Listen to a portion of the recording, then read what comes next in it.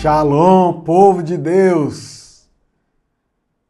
Nós estamos aqui novamente para continuar a nossa caminhada, hoje no livro de 1 Reis, capítulo 2. Essa caminhada tá rápida, não tá não? A gente já está em 1 Reis. Que bênção, que bênção! E você, como é que você está, meu irmão? Como é que você está? Como é que está a vida devocional? Como é que está a tua vida na igreja? Como é que estão as coisas no dia a dia? Bênção, bênção que a gente está continuando nessa caminhada, né não? Vamos orar para a gente começar nosso momento de pastoreio? Senhor, de Ti temos recebido tantas bênçãos, tantas questões em nossas vidas. De Ti recebemos também essa agenda de Te buscarmos, Te louvarmos, de orarmos conjuntamente a Ti nesse momento de pastoreio. Então, Pai, se conosco, abençoa os louvores, onde quer que cada um de nós esteja, mas nos abençoa como no momento de louvor, também no momento da oração e na reflexão da palavra. Nós te pedimos em nome de Jesus. Amém. Meus irmãos, tempo de louvar. Vamos adorar nosso Deus.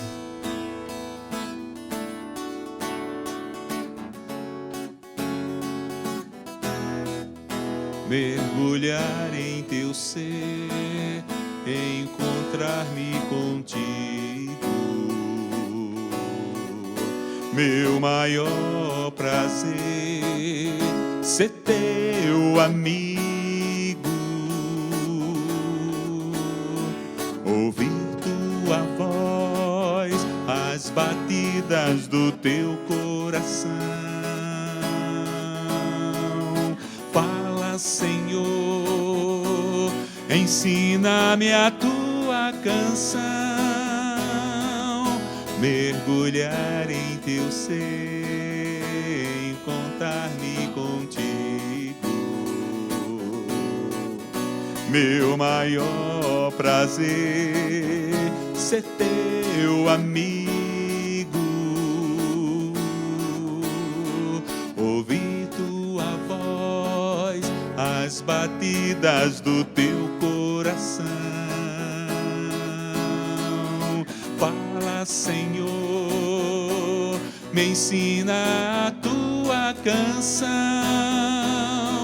conhecerei e prosseguirei em conhecer-te, Senhor, me lançarei com tudo que sou nas profundezas do teu imenso amor.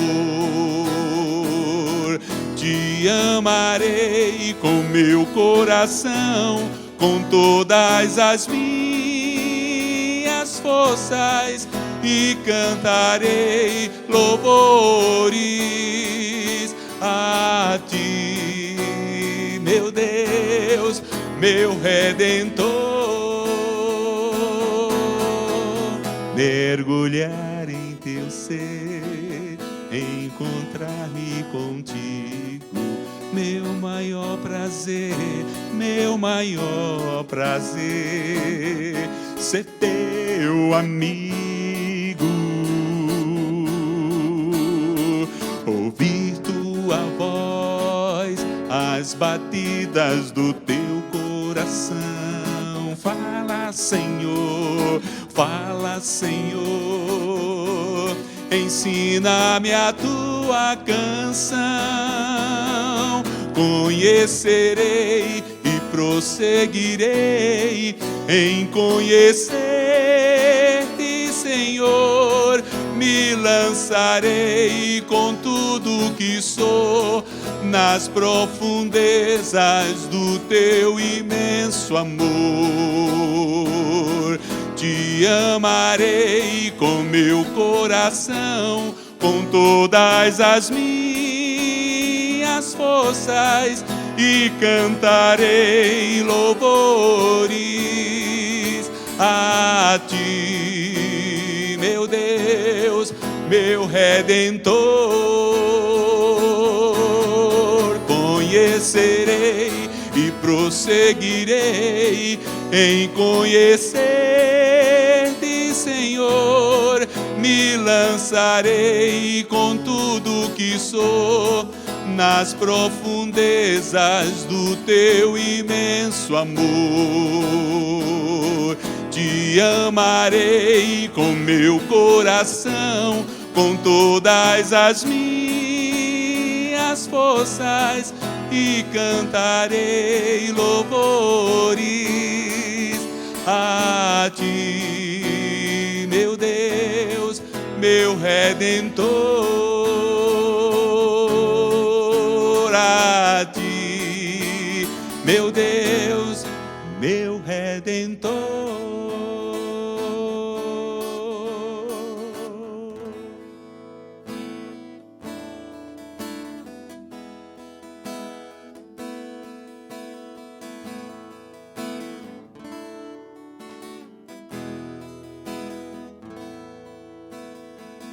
Te amo, Deus, tua graça nunca falha. Todos os dias eu estou em tuas mãos. Desde quando me levanto até eu me deitar, eu cantarei da bondade de Deus. Tua doce voz que me guia em meio ao fogo, na escuridão, tua presença me conforta. Sei que és meu Pai, que amigo és. Eu vivo na bondade de Deus. És fiel em todo tempo, em todo tempo tu és tão bom. Com todo o fôlego que eu tenho, eu cantarei da bondade de Deus. Tua doce voz que me guia em meio ao fogo, na escuridão, tua presença me conforta. Sei que és meu Pai, que amigo és. Eu vivo na bondade de Deus. És fiel em todo tempo, em todo tempo tu és tão bom. Com todo o fôlego que tenho, eu cantarei da bondade de Deus. És fiel, Senhor. És fiel em todo tempo, em todo tempo tu és tão bom. Com todo o fôlego que tenho, eu cantarei da bondade de Deus. Tua bondade me seguirá, Senhor. Tua bondade me seguirá, Senhor. Eu me rendo a ti, te dou o meu ser, entrego tudo a ti. Tua bondade me seguirá, Senhor. Tua bondade me seguirá, Senhor.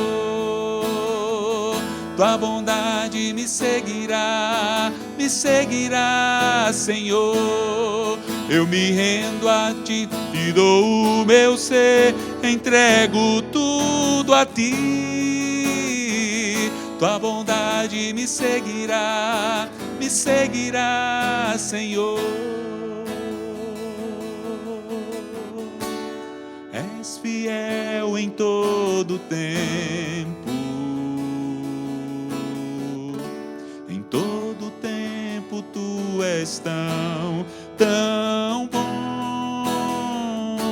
Com todo fôlego que tenho, eu cantarei da bondade de Deus. Eu cantarei da bondade de Deus. Amém. Como é bom cantar louvores ao Deus, né? Cai bem a Ele ser louvado. Vamos orar novamente?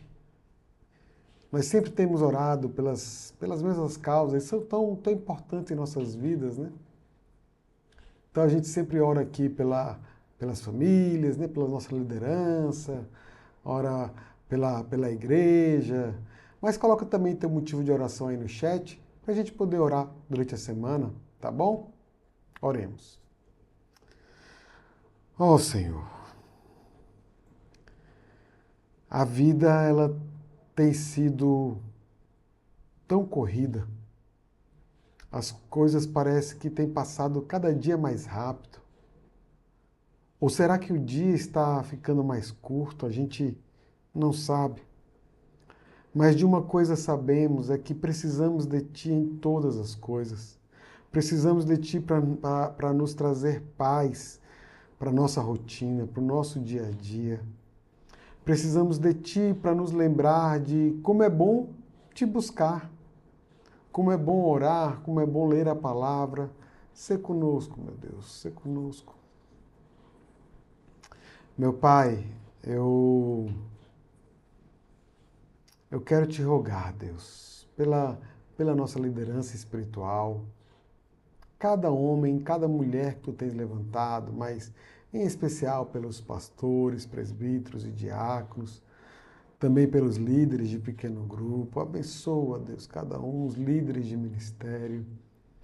Abençoa a liderança da Tua igreja espalhada pelo mundo. Abençoa também, Pai, a nossa igreja aqui local, com as nossas congregações, nossa igreja lá em Casa Amarela, lá em Dois Unidos, Petrolina, Triunfo, Serra Branca. Abençoa, Senhor. Abençoa o avanço do Teu reino. Abençoa para que mais pessoas Te conheçam e Te adorem e Te desejem e possam ter esse deleite de viver a eternidade ao Teu lado. Abençoa também nossas casas, nossas famílias. Precisamos de Ti, Pai. Abençoa meus irmãos que estão doentes, os que estão endividados, os que estão desanimados. Ó Deus, sê com cada um. Nós precisamos muito de Ti, Pai. Sê conosco, em nome de Jesus. Amém. Meus irmãos, hoje, já falei, 1 Reis, capítulo 2, e o contexto aqui é o final da vida do rei Davi. Davi está bem pertinho de morrer. O seu reinado ali de 40 anos, né, havia sido forte, pujante, próspero, mas estava chegando ao fim. Então, um de seus filhos, Adonias, se junta a Joabe, que além de sobrinho de Davi, era general do seu exército, e também a Abiatar, que era um dos sacerdotes. Vejam, o filho, o homem de confiança, o amigo de confiança, né? E o sacerdote se uniram para usurpar o trono de Davi. Então, Isso começa um rebuliço ali dentro da casa de Davi. Natã, né, e Batseba se unem e agem para que Davi tome uma atitude, para que não volte a acontecer como aconteceu lá nos dias de Absalão. E logo em seguida, a gente vê Salomão sendo constituído rei sobre Israel. Um rei jovem, bem jovem para falar a verdade, porque conquanto haja aí uma discussão acerca da idade exata, mas provavelmente Salomão era aqui um adolescente, talvez de seus 14, 16 anos, e assumia essa grande responsabilidade, né? E o começo do texto, o começo do capítulo, ele vai falar ele vai mostrar para a gente uma conversa de Davi com seu filho, que agora haveria de se tornar rei, que tinha acabado de ser constituído rei sobre Israel. Versículo 1. Aproximando-se os dias da morte de Davi, deu ele ordens a Salomão, seu filho, dizendo: Eu vou pelo caminho de todos os mortais. Coragem, pois, e sê homem. Essa é uma expressão forte e que fala muito com todos os homens. Primeiro porque, eu falei agorinha, né? Salomão era um jovem, um adolescente de 14, 16 anos talvez. E Davi estava conclamando esse seu filho à integridade, a ser um homem inteiro, uma mesma pessoa, seja dentro de casa, seja no templo, seja assentado no trono. Não importa onde Salomão fosse, ele deveria ser um. Um homem honra seu pai e sua mãe, por temor a Deus. Um homem, rei, serve bem ao seu povo. Todo líder serve bem aos seus liderados, por temor a Deus. Um filho que honra seus pais, por temor a Deus. Um homem que é leal aos seus pares, por amor a Deus. É isso. Ser homem. Aqui a palavra no original quer dizer: seja constante, tenha uma constância em sua vida e seja proativo. Não seja alguém preguiçoso, que gosta só de dar ordens, de ficar pedindo. Não! Participe, esteja junto. Veja como é que começa forte, né? O texto. E o texto continua assim, versículo 3. Guarda os preceitos do Senhor teu Deus, para andares nos seus caminhos, para guardares os seus estatutos e os seus mandamentos, e os juízos e os seus testemunhos, como está escrito na lei de Moisés, para que prosperes em tudo quando fizeres e por onde quer que fores. Os preceitos do Senhor, que Davi fala, né? Guarda os preceitos do Senhor. Ele está falando ali a Salomão como homem e como líder. Porque nessas posições, uma posição de líder, e sendo um homem, ele deveria saber quem é Deus. Ele deveria saber quem é ele também.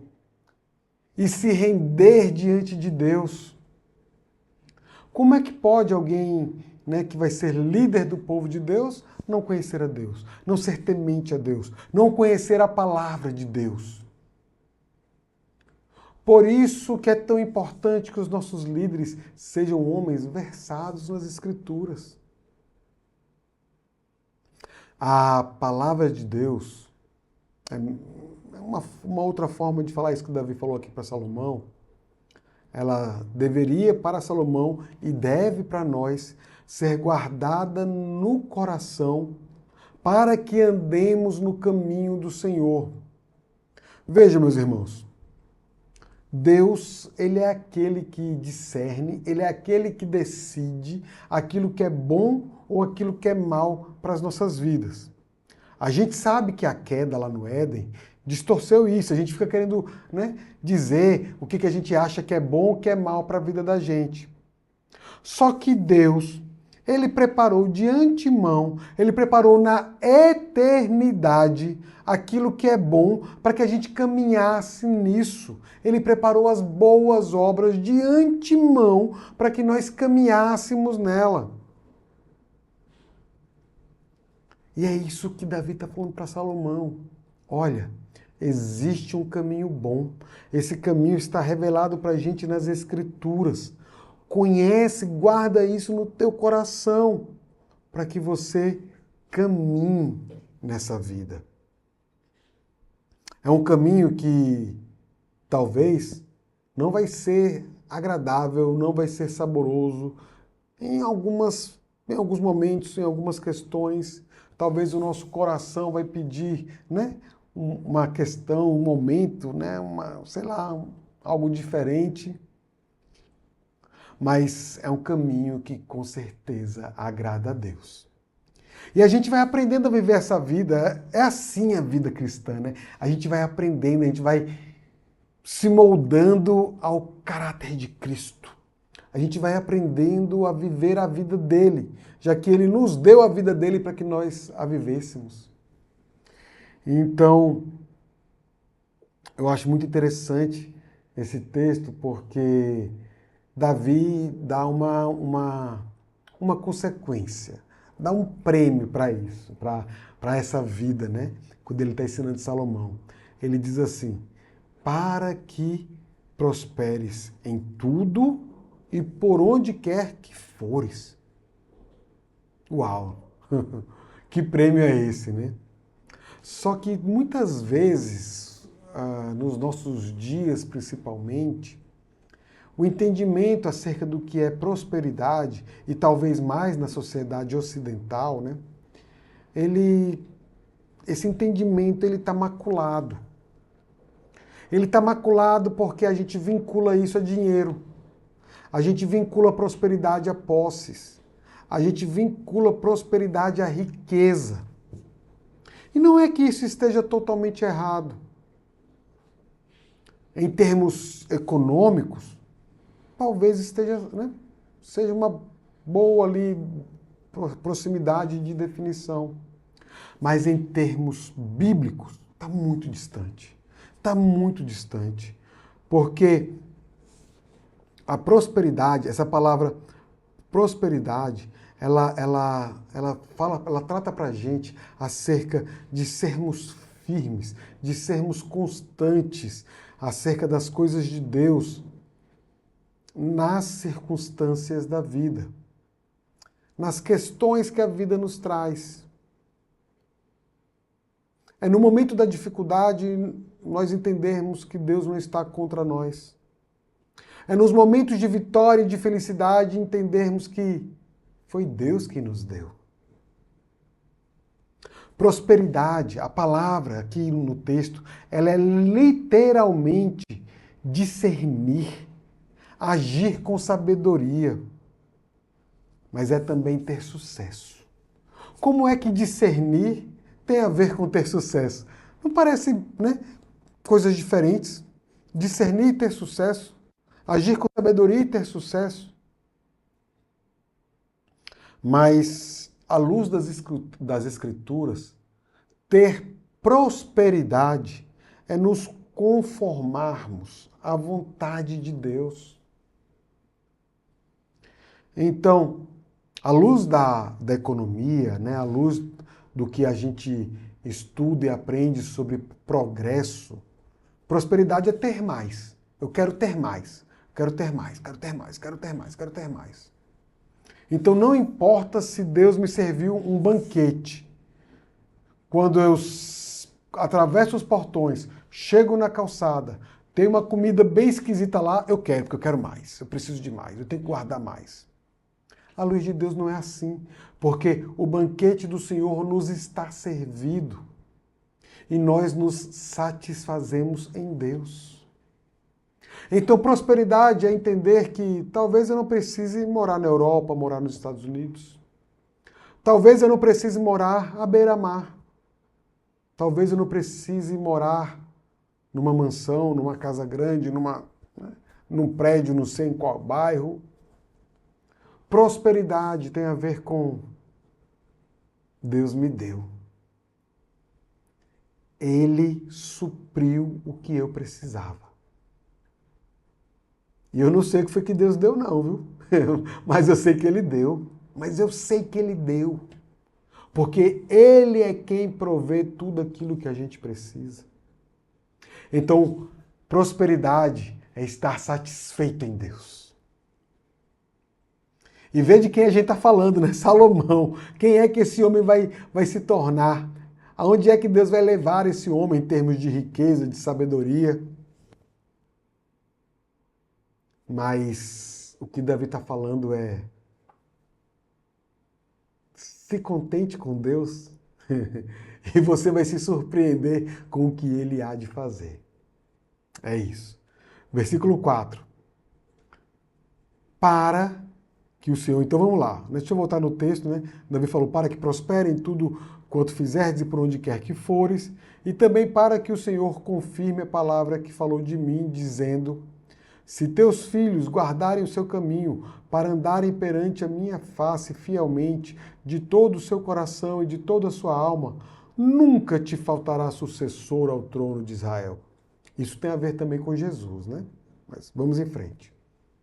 Também tu sabes o que me fez Joabe, filho de Zeruia.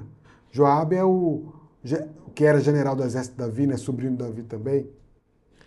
E o que fez aos dois comandantes do exército de Israel, a Abner, filho de Ner, e a Amasa, filho de Jeter, os quais matou, e em tempo de paz vingou o sangue derramado em guerra, manchando com ele o cinto que trazia nos lombos e as sandálias nos pés. Meus irmãos, vejam, tem uma questão aqui do que a lei, do que a palavra de Deus ensina, né?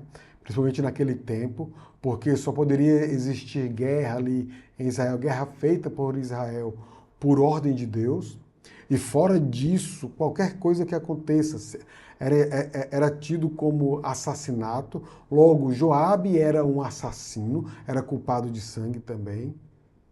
Mas Joabe, ele em toda a sua vida, ele mostrou não se importar muito com a palavra de Deus.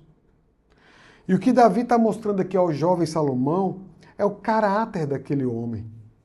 Fala: olha, é parente nosso, né? Ele já foi meu homem de confiança, mas ele mostrou que ele não merece confiança.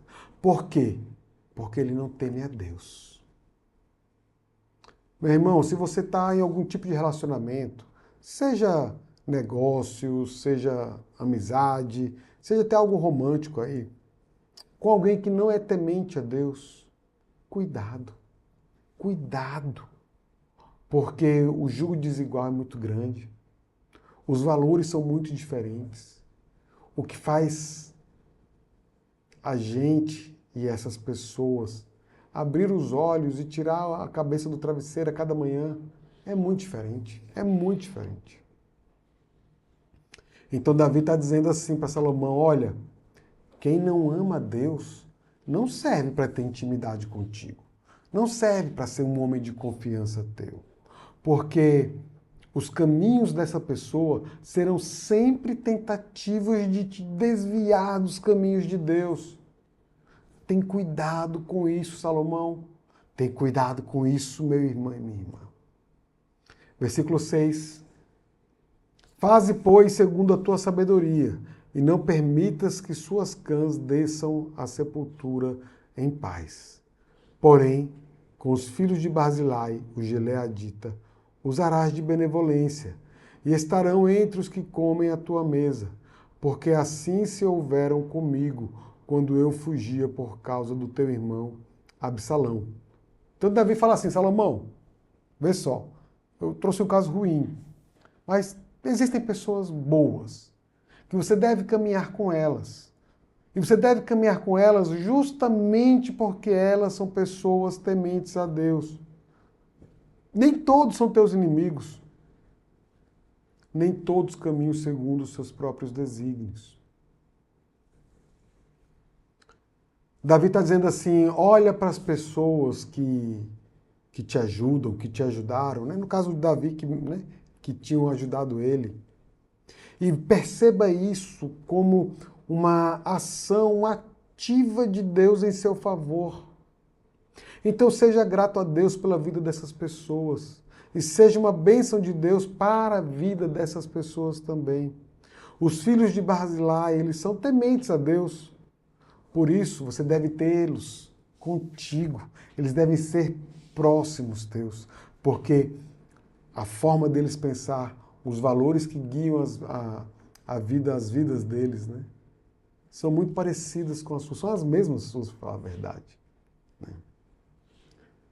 Versículo 8. Eis que também contigo está Simei, filho de Gera, filho de Benjamim, de Baurim, que me maldisse com dura maldição no dia que ia a Maanaim. Porém ele saiu a encontrar-se comigo junto ao Jordão, e eu pelo Senhor lhe jurei, dizendo que o não mataria a espada. Simei é aquele, né, que xingou Davi, que jogou pedra, que enfim fez um bocado de coisa quando Davi fugia de Absalão. Porém, Simei agora vem com os demais benjamitas para pedir perdão ao rei, né? Ele, rapaz, Davi voltou ao poder, eu vou falar, olha, ó, eu falei aquilo, mas foi sem querer, né? E veja o que Davi fala para Salomão sobre Simei. Mas agora não o tenhas por inculpável, pois és homem prudente e saberás o que lhe hás de fazer para que as suas cãs desçam à sepultura com sangue. Ou seja, Simei não é homem de confiança. Veja, uma pessoa ardilosa. Gosta de ficar criando situação, fazendo joguetes, movendo pessoas para se dar bem. Esse é Simei. A expressão que Davi usa é a de alguém que não é de confiança ou alguém que é dissimulado, né? E o versículo 10 fecha então aí esse tempo. Davi descansou com seus pais e foi sepultado na cidade de Davi. Isso aqui eu queria fazer um adendo, né? Algo fora da linha de raciocínio que eu estava desenvolvendo, mas é isso que a morte é para nós. A morte, ela é descanso. E ela é também gozo eterno de Deus. Davi, ele teve aquela vida assim, ele não era o primogênito, então, né? Sei lá, não seria nem rei, né? Na mentalidade das pessoas. Davi foi separado por seu pai para ser pastor, mas então ele aparece no momento de dificuldade do povo, vence o gigante, e depois Saul tem ciúmes, tem inveja dele, começa a persegui-lo e querer matá-lo. Por 10 anos Saul persegue a Davi. Davi tem várias vitórias, e então Saul morre, Davi é constituído rei sobre todo Israel. Mas Davi cai, Davi mente, Davi adultera, Davi assassina. Davi tem um caos dentro de sua casa, tem um filho o seu filho, né, que quer matá-lo. Mas Davi, ele é restituído por Deus, ele tem novas vitórias, ele morre como um rei. Então vejam, são tantas batalhas, tantas questões, e agora ele descansa disso tudo. Agora ele vai viver eternamente o descanso e o gozo com Deus, de Deus. Isso representa a morte desse corpo físico para a gente, meus irmãos. Eu sei, é claro, né? Assim, a separação ela é doída. Às vezes morre alguém querido, né? É difícil, e é difícil mesmo. E a gente vive um luto mesmo. Mas, deixa eu falar uma coisa. Aqueles de Deus que já morreram, eles estão num lugar muito melhor, muito melhor. Versículo 11. Foi o tempo que Davi reinou sobre Israel 40 anos, 7 anos em Hebrom e em Jerusalém 33. Salomão assentou-se no trono de Davi seu pai, e o seu reino se fortificou sobremaneira. Salomão então é ali, aquele adolescente que a gente estava falando. E ele assume essa responsabilidade de liderar uma nação, de tratar questões que eram tão difíceis, sendo ele ainda alguém tão jovem, né? Eu queria fazer uma reflexão aqui, porque certo dia eu estava conversando aqui com o diácono da nossa igreja, falando que, às vezes, eu sinto em meu coração um desafio de Deus, que parece que nós somos de uma geração que a gente teve muita dificuldade, assim, a gente batalhou muito, a gente fazia, né, teve que sofrer para conseguir chegar em algum lugar, né, e hoje a gente não quer que os nossos filhos passem por isso. E a gente acaba colocando eles em um ambiente de uma proteção maior do que o que eles precisam. Em bolhas, seja de relacionamento, seja de experiência de vida. E eles ficam com aquela dificuldade de dar seus próprios passos. Dependem de tudo dos pais. Eu sei, a gente quer cuidar, a gente não quer que eles sofram, eu sei, porque isso não é uma verdade em minha vida. Mas o que Deus tem falado comigo, meus irmãos, é que eles precisam experimentar as dificuldades para que eles amadureçam como pessoas, amadureçam espiritualmente, para que eles conheçam mais a Deus também. Eles precisam passar, precisam viver.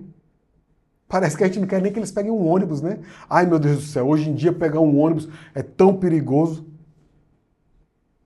E isso vai ser para eles também experiência com Deus. Com Deus. Pode ser que eles não passem por perigo nenhum. Pode ser que eles passem por algum perigo.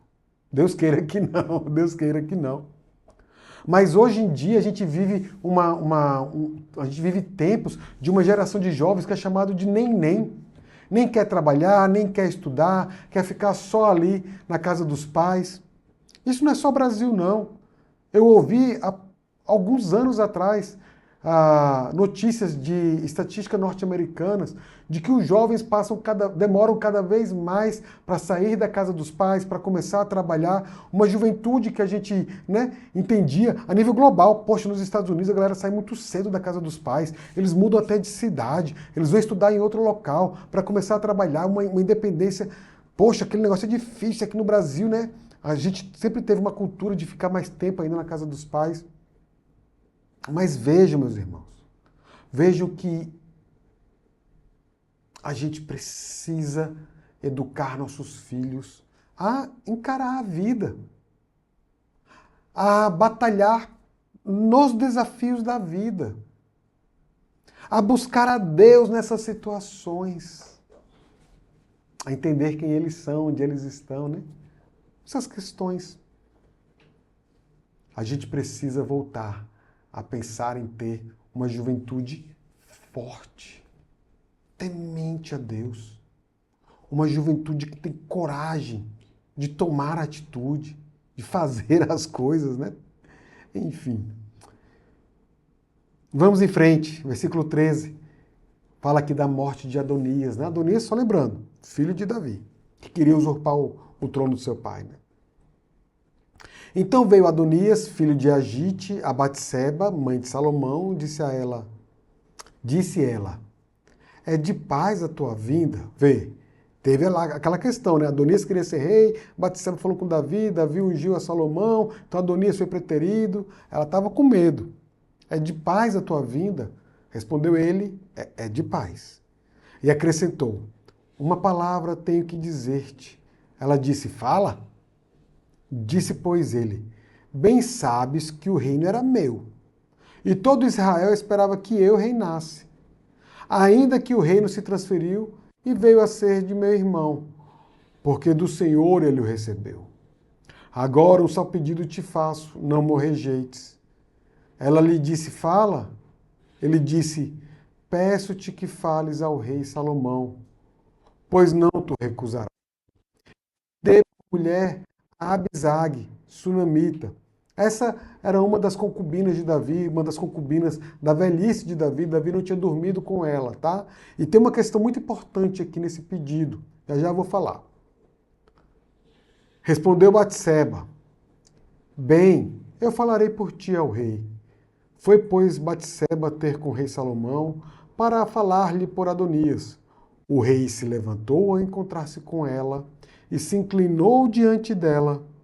Então se assentou no seu trono e mandou pôr uma cadeira para sua mãe, e ela se assentou à sua mão direita. Meus irmãos, primeiramente, sobre esse pedido de Adonias, era natural que um novo rei herdasse o harém do rei anterior. Então Adonias, ele falou que foi de paz a vida dele, mas ele tinha uma tramóia, ele tinha algo que estava aqui por debaixo dos panos, Batseba não tinha percebido. Mas um outro ponto dessa história, que é o que eu queria destacar aqui. Salomão, jovem, né? Rei, quando ele encontra sua mãe, ele se inclina. Ele vai adiante dela, ele vai ao encontro dela. O jovem rei Salomão, ele continua honrando a sua mãe. Ele se inclina, ele reverencia. Agora ele volta para o seu trono e fala: coloquem um assento para ela à minha direita.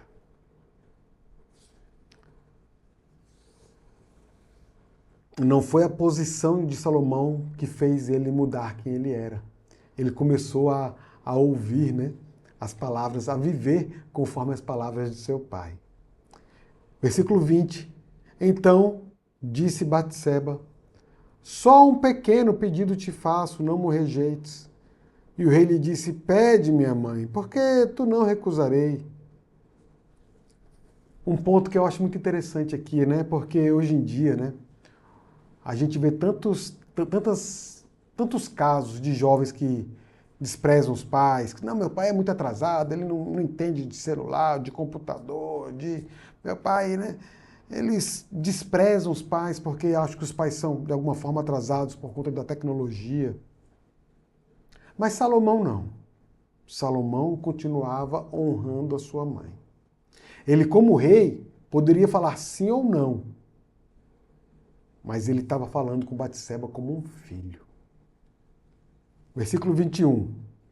Disse ela: desse Abisag, a sunamita, a Adonias, teu irmão, por mulher. Então respondeu o rei Salomão e disse à sua mãe: por que pedes Abisag, a sunamita, para Adonias? Pede também para ele o reino, porque é meu irmão maior. Para ele, digo, e também para Abiatar, o sacerdote, e para Joabe, filho de Zeruia. Salomão matou a charada, né? Falou: ó, o que Adonias quer, na verdade, é usurpar o trono. Ele está querendo ser rei de novo. Porque ele vai mostrar que, tendo Abisag com ele, ele que herdou o harém, então o povo vai para o lado dele, isso vai dar uma confusão aqui, mãe. O que é que você está me pedindo? Salomão tinha certeza de que ele era o rei. Porque ele tinha certeza que foi Deus quem o colocou naquele local. Versículo 23. E jurou o rei Salomão pelo Senhor, dizendo: Deus me faça o que lhe aprouver, se não falou Adonias esta palavra contra a sua vida. Agora, pois, tão certo como vive o Senhor, que me estabeleceu e me fez assentar no trono de Davi, meu pai, e me edificou casa, como tinha dito, hoje morrerá Adonias. Enviou o rei Salomão a Benaia, filho de Joiada, o qual arremeteu contra Adonias, de sorte que morreu. Então, Salomão, ele não deixa dúvidas para ninguém acerca de quem era o eleito de Deus, né?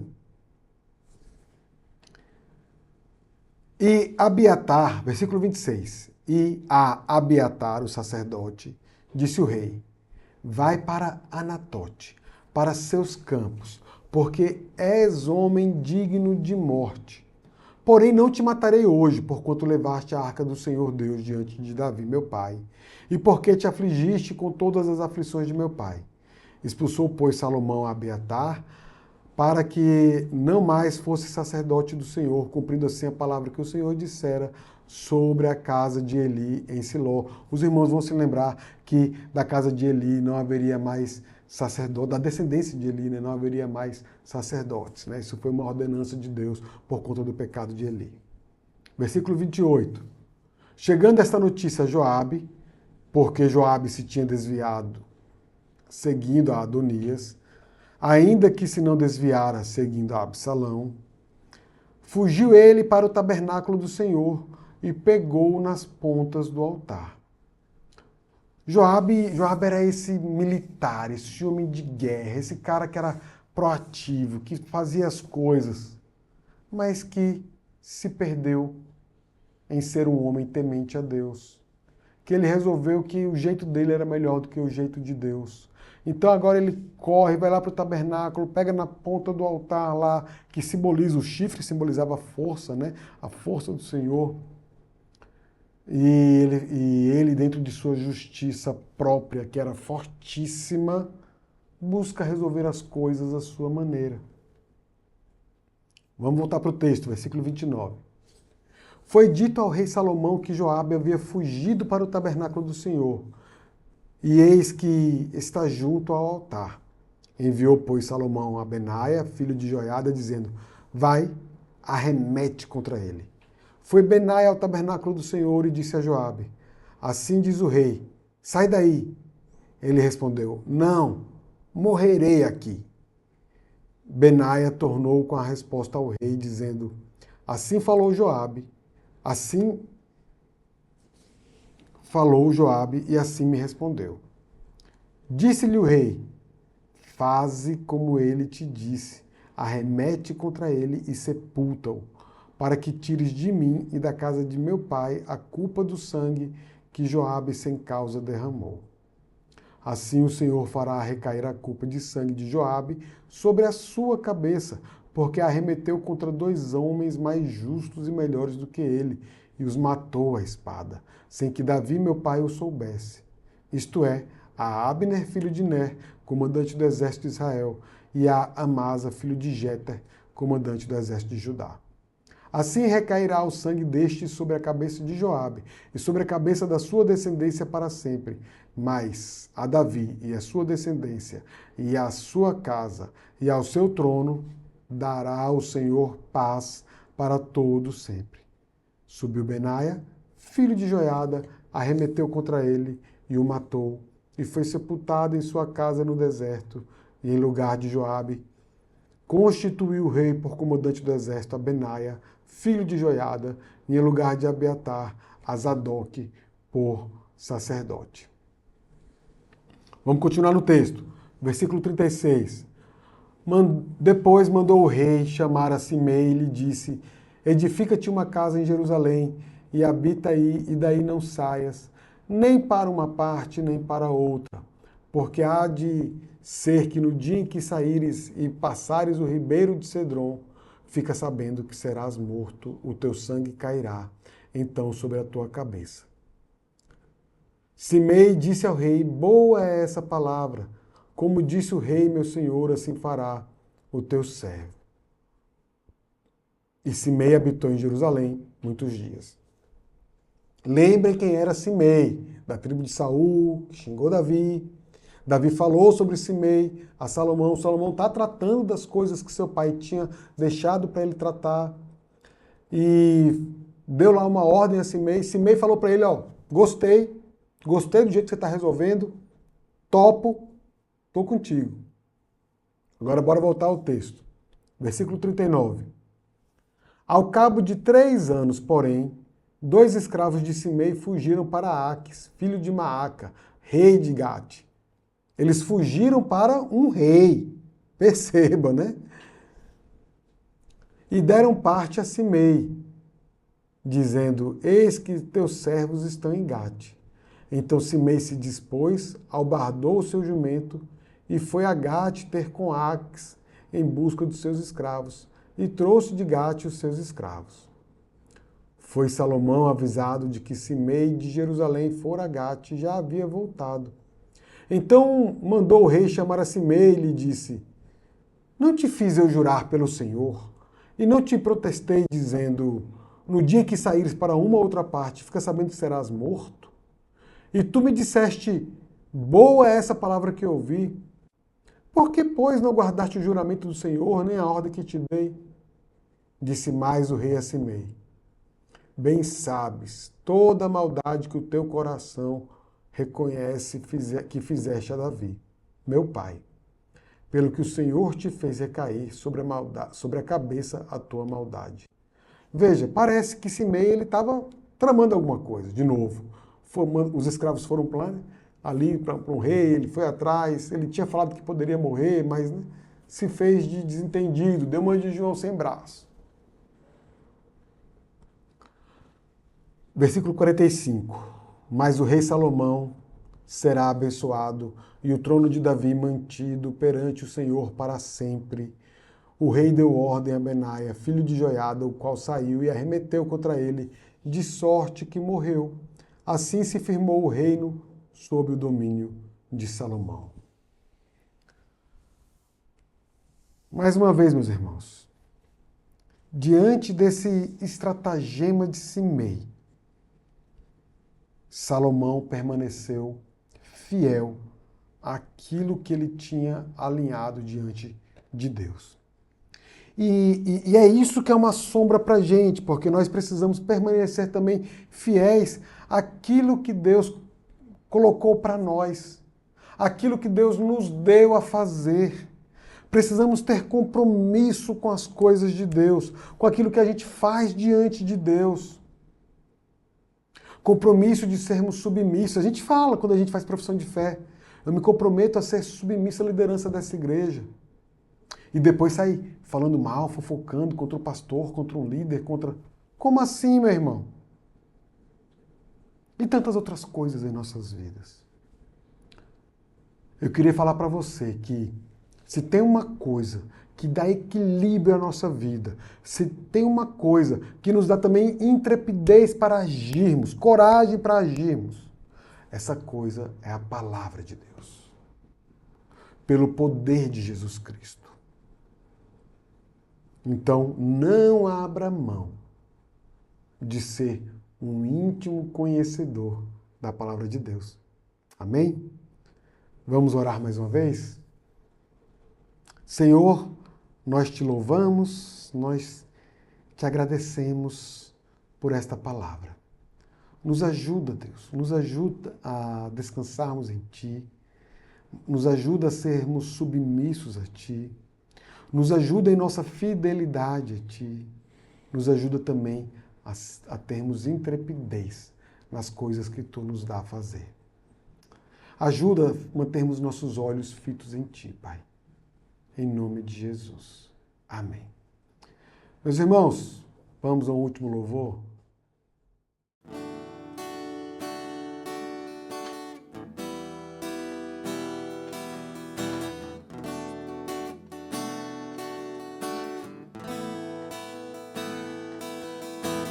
Existe um rio, Senhor, que flui do teu grande amor, águas que correm do trono, águas que curam, que limpam.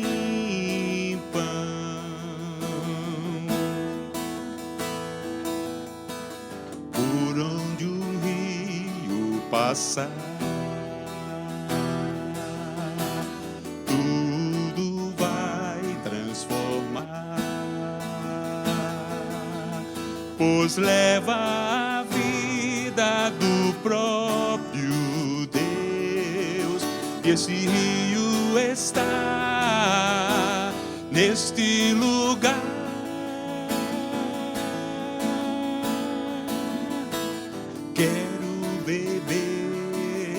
Dos teus rios, Senhor, sacia minha sede, lava o meu interior. Eu quero fluir em tuas águas, eu quero beber da tua fonte, fonte de águas vivas. Tu és o rio, Senhor.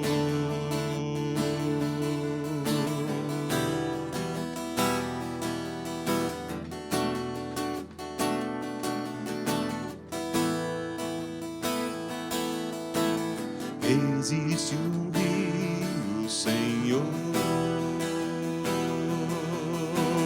que flui do teu grande amor, águas que correm do trono, águas que curam, que limpam.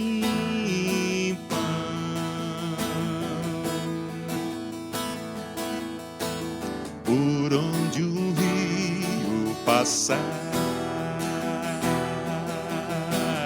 tudo vai transformar, pois leva a vida do próprio Deus. Este rio está neste lugar.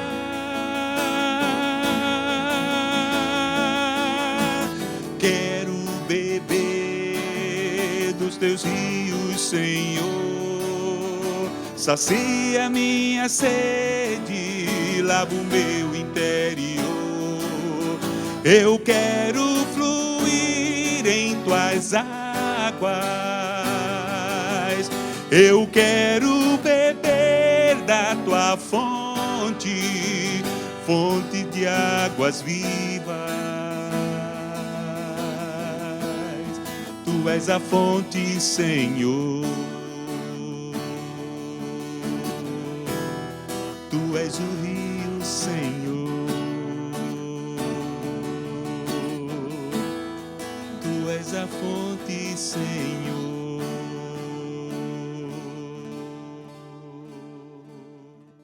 Que Deus nos abençoe. Fique na paz do Senhor. Tchau, tchau.